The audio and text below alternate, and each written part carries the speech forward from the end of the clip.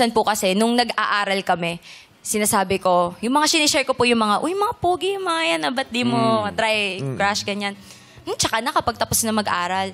Eh, tapos na po kaming mag-aral. Ngayon, sabi ko, uy, ba't di ka pa nagla-love life? Sabi niya, marami ako nakakausap, pero hindi natutuloy. Mga ganon. Hindi, tsaka daw nabalitaan ko, mahilig siya sa astrology, Yes di ba? po. Kailangan match. Opo. Sagittarian siya. Yes. Ano bang match ng Ang Sagittarian? fit po kasi sa kanya, yung Libra. Libra. Apo. Libra ang match. Opo. Hindi nagbabayad yan sa restaurant. Hindi libre yun. Libra. Libra. Ano bang kamatch ng Libra? Librip, ganyan. Ang kaparte ng Libra, Lipanti, Librip, Lisando, yung ganyan. So ano yun?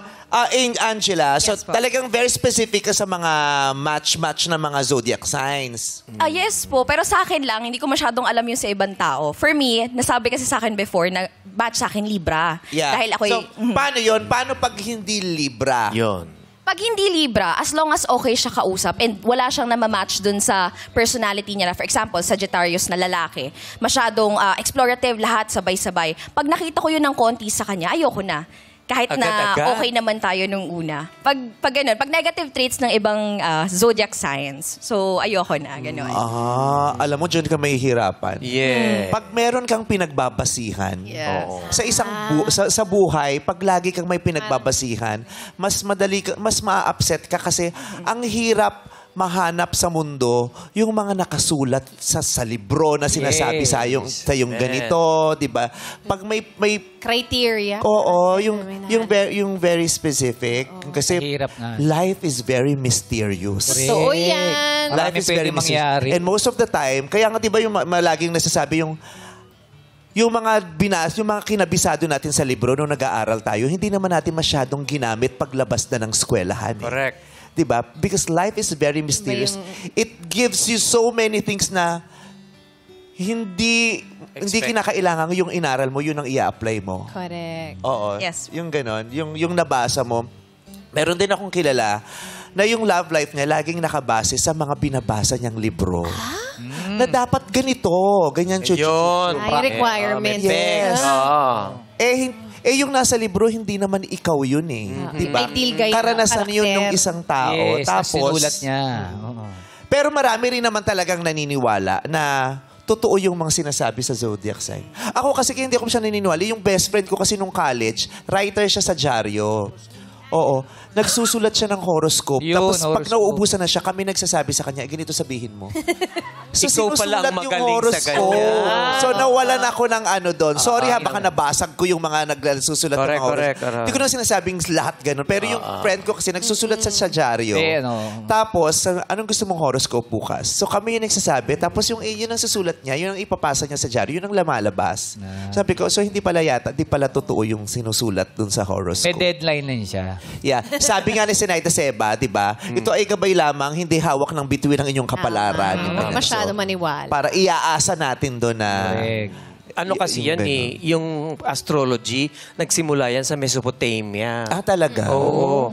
Pinagbabasihan nila yung mga stars, mga Hellenistic shape. na Oo. mga occurrences hanggang naging astrology na. Yun. Pero marami rin sinasabi sa astrology kasi na ano, na pag Parang ay, oo, tama. ganito ako. Oo, May isa ganito. pattern. Nakakalintulad. Oo. Yung isang writer nga natin, si Alex, yung tawag niya lagi niya sinasabi, the Aries in you. Ginagaling niya ako Aries. lagi. Kasi marami din akong ginagawa na, that's very Aries. Sabi ko, talaga? Oo, marami din naman talaga, no? Yes po. Anong zodiac sign mo Traits. ulit? Sagittarius po. Ano yung very strong trait ng isang Sagittarius? Adventure seeking. For For the go lagi. katulad nito, this is such an Yes. adventure. Oo. Yes. So true.